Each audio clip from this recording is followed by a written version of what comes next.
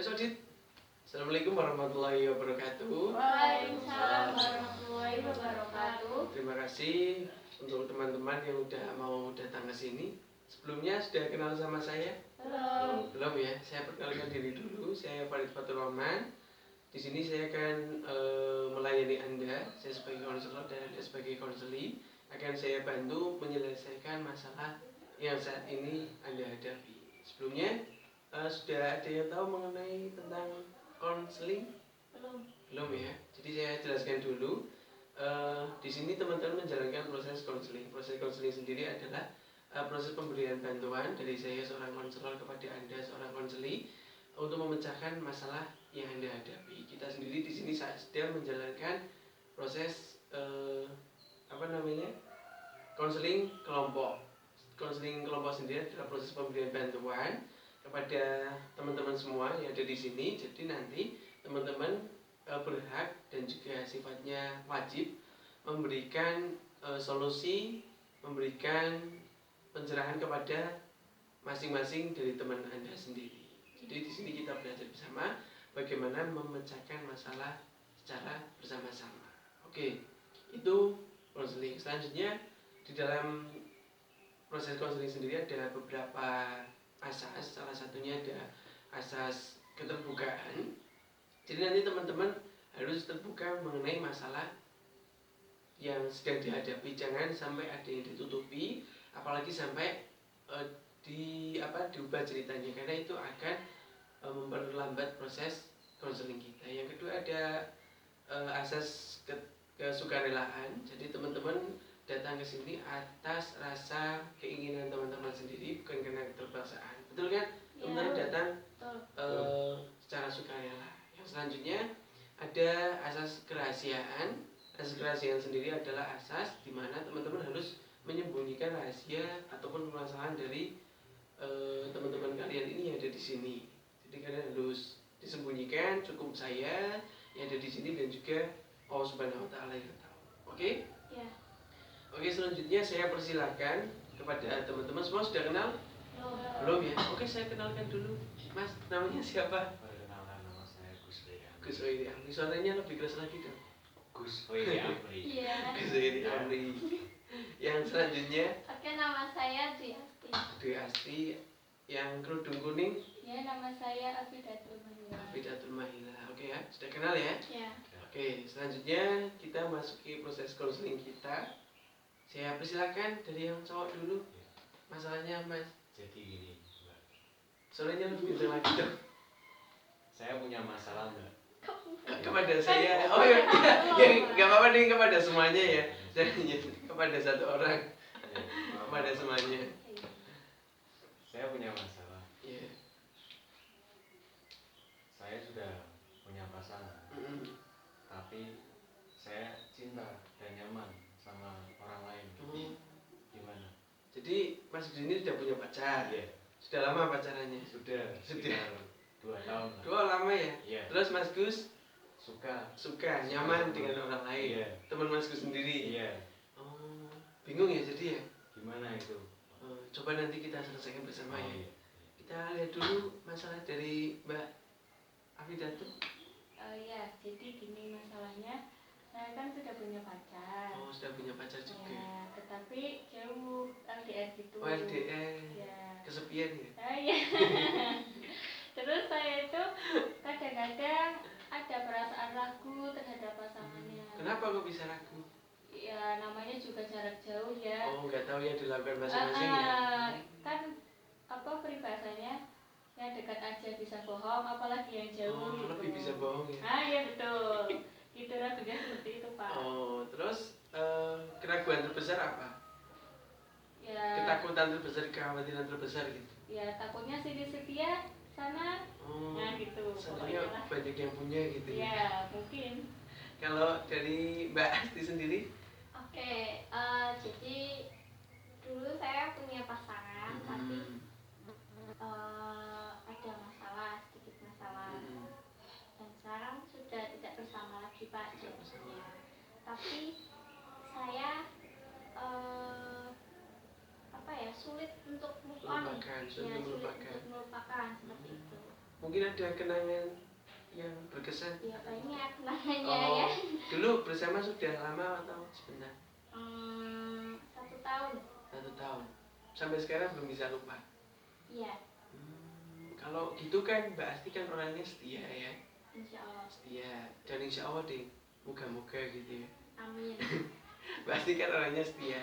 Sekarang coba deh Mbak Asti beri solusi terhadap Mas Gus yang saat ini masih menghadapi masa ketidaksetiaan dengan pasangannya karena ingin atau suka dengan sahabatnya. Coba solusi.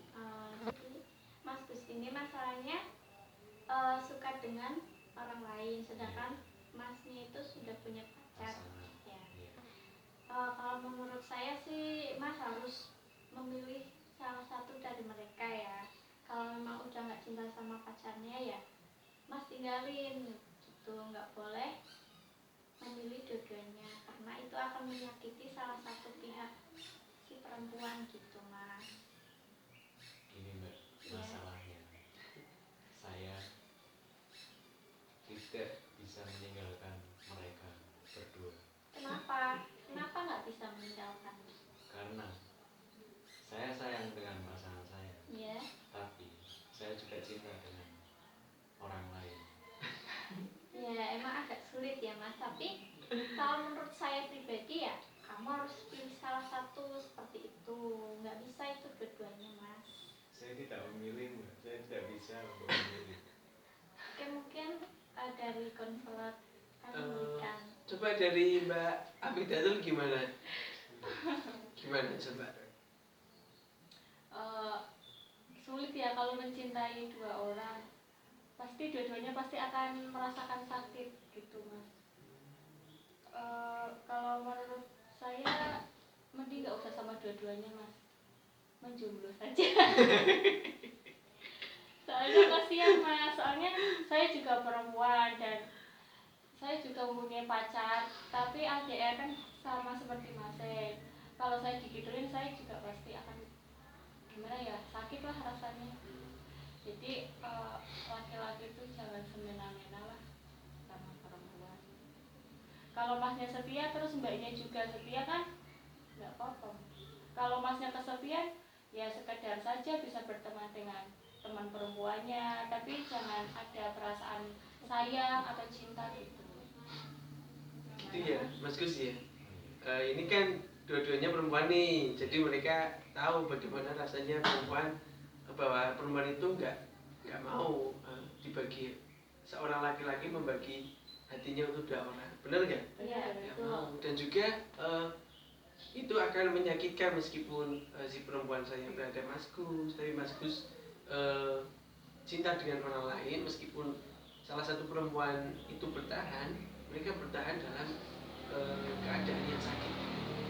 Itu suatu hal yang tidak baik menurut perempuan gitu. Mas Gus kan berurusan dengan perempuan nih, dan kemudian di sini ada perempuan juga. Ternyata disampaikan oleh perempuan sendiri bahwa itu sesuatu hal yang tidak baik, suatu hal yang jahat ya, sesuatu hal yang jahat sekali. Tentunya Mas Gus nggak ingin kan jadi orang yang jahat, nggak ingin kan. Mas Gus kan sudah terlihat baik pakai peci gitulah biasa. Terima kasih Mbak. Terima kasih. Jadi Mas Gus juga seorang laki-laki, sebisa mungkin Mas Gus ambil sikap yang tegas gitu. Mas Gus tidak mengatakan tidak bisa memilih keduanya karena Mas Gus belum pernah mencoba gitu. Coba dong mau sama si A atau sama si B gitu, karena kan nggak mungkin juga kan Mas Gus nanti akan menikahi dua orang sekaligus, kan nggak mungkin.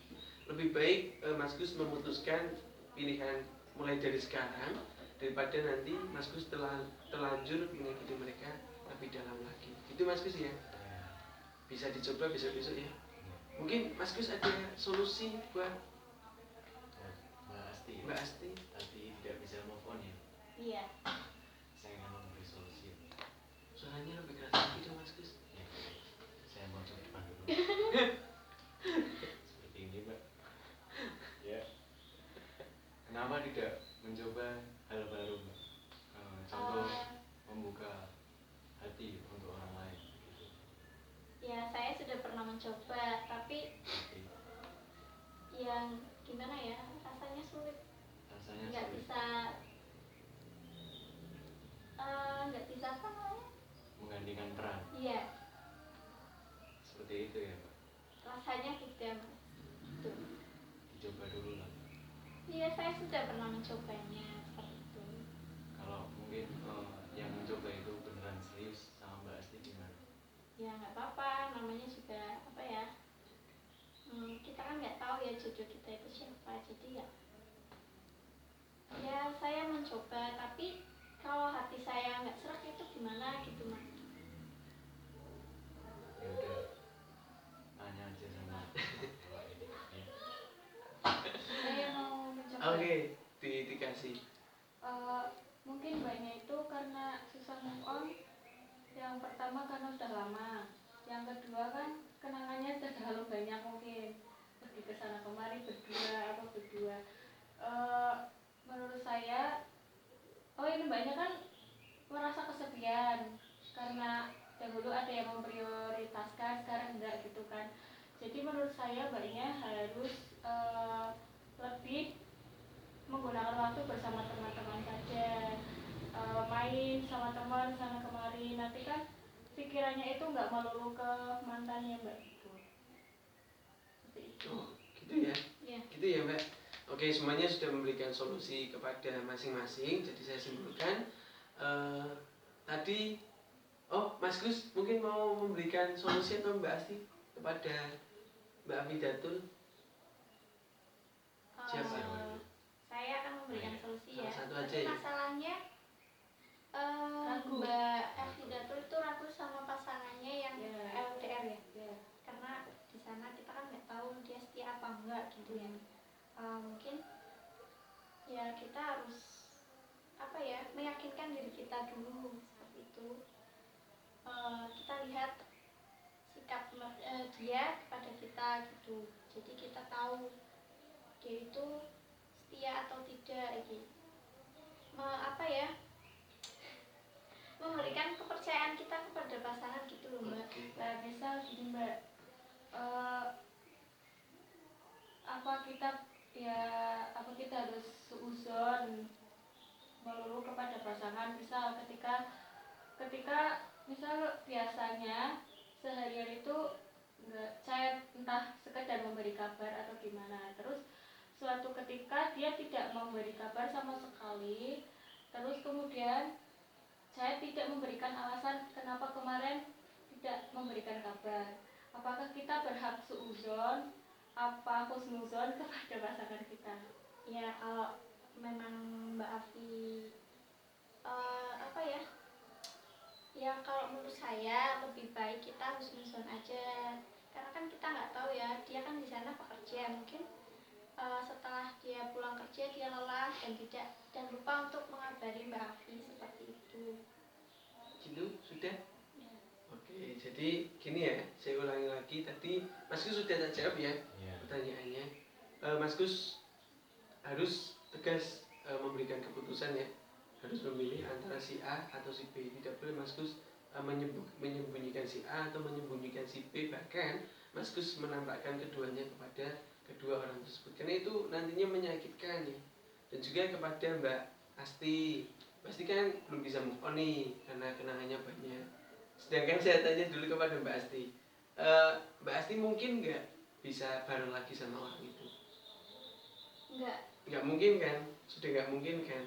Nah jadi saran saya, Mbak Asti itu coba meyakinkan hati Mbak Asti dulu.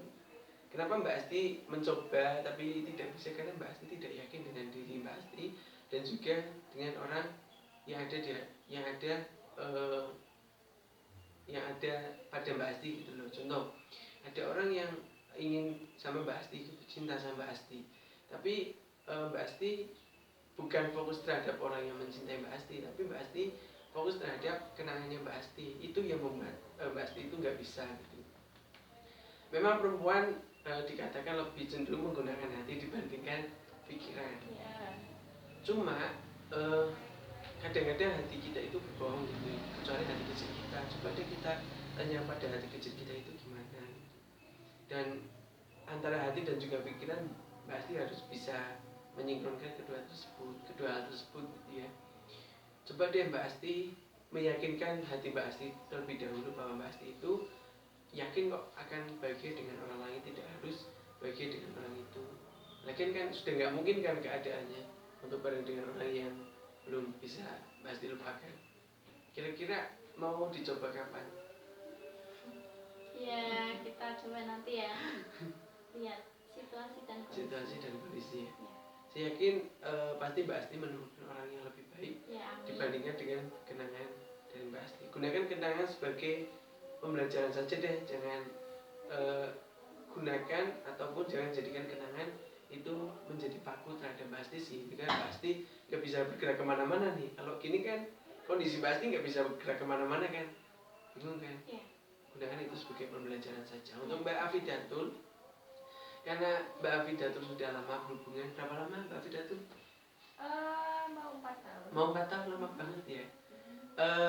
Gini aja, lebih baik Mbak Afidatul melangkah ke hubungan yang lebih serius saja deh. Karena kan kalau seperti ini kan belum ada ikatan ya. Jadi Mbak Afidatul mau pergi juga bisa, si laki-laki mau pergi juga bisa. Kecurigaan pasti akan muncul secara tiba-tiba, bahkan itu secara terus-menerus akan muncul. Betul nggak Mbak Afidatul? Nah, lebih baik Mbak Afidatul daripada menyiksa diri Mbak Afidatul atau pikiran Mbak Afidatul karena negatif thinking terus akan tidak baik terhadap kesehatan Mbak Afidatul. Lebih baik positif deh. Jika dia jodohnya Mbak Afidatul, pasti kok dia akan bareng sama Mbak Afidatul. Yang penting Mbak Afidatul lakukan yang terbaik saja. Masalah dia mau bohong atau tidak itu urusan dia dengan yang di atas gitu. Semua ada balasannya kok. Kalau Mbak Afidatul mungkin melakukan hal yang sama, melakukan kebohongan yang sama, maka itu akan terjadi juga pada Mbak Afidatul. Lebih baik Mbak Afidatul melakukan yang terbaik, misalkan bosan bermain dengan teman seperti yang dikatakan oleh Mbak Asti, ataupun ya jalan-jalan kemana deh, yang penting jangan selingkuh aja ya. Oke, karena di sini kita memiliki kontrak waktu selama 10 menit ke depan, kita dibatasi, kita ice breaking dulu ya. Mau nggak? Ya. Oke, kita ice breaking, setelah itu selesai ya. Jadi ice breaking kita, saya berikan pertanyaan kepada teman-teman semua nih, ada cerita. Ada sebuah cerita. Ada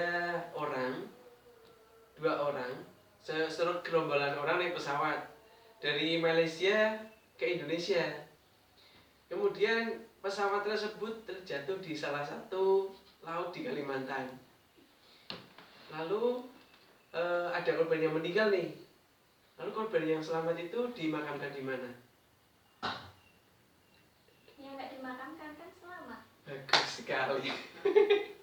Jadi yang konsentrasi Mbak Asti saja ya. Yang lain tingkatkan konsentrasi Anda ya. Oke. Masalah Anda semoga cepat selesai dan semoga ini ada manfaatnya karena kita terbatasi oleh waktu, kita memiliki kontrak waktu selama 10 menit. Saya cukupkan sekian, semoga bermanfaat. Terima kasih, kurang lebihnya saya mohon maaf. Wassalamualaikum warahmatullahi wabarakatuh. Waalaikumsalam warahmatullahi wabarakatuh. 20 menit.